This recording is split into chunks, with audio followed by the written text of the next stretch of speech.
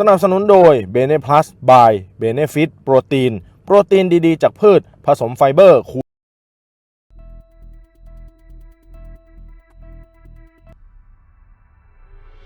ศูนย์ป้องกันและบรรเทาสาธารณภัยอำเภอเลิงนกทารายงานวันที่ 22 เมษายน 2568 เวลาประมาณ 16:40 นาทีนายสรพงษ์ชัยแก้วนายอำเภอเลิงนกทาได้รับแจ้งเหตุเกิดพายุฝนฟ้าคะนองและวาตภัยในพื้นที่อำเภอเลิงนกทาจังหวัดยโสธรบ้านเรือนราษฎรร้านค้าและโกดังเก็บสินค้าได้รับความเสียหายในพื้นที่ตำบล3 แยกตำบลสวัสดิ์และตำบลสร้างมิ่ง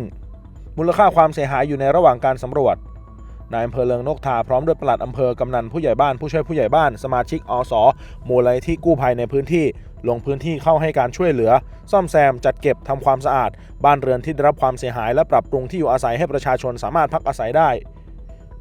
นายอำเภอเลิงนกทาสั่งการให้กำนันผู้ใหญ่บ้านร่วมกับองค์กรปกครองส่วนท้องถิ่นเร่งสำรวจความเสียหายและให้การช่วยเหลือตามระเบียบของทางราชการรายงานเหตุการณ์ความเสียหายให้ผู้ว่าราชการจังหวัดยโสธรเหล่ากาชาดจังหวัดยโสธรทราบและพิจารณาความช่วยเหลือต่อไป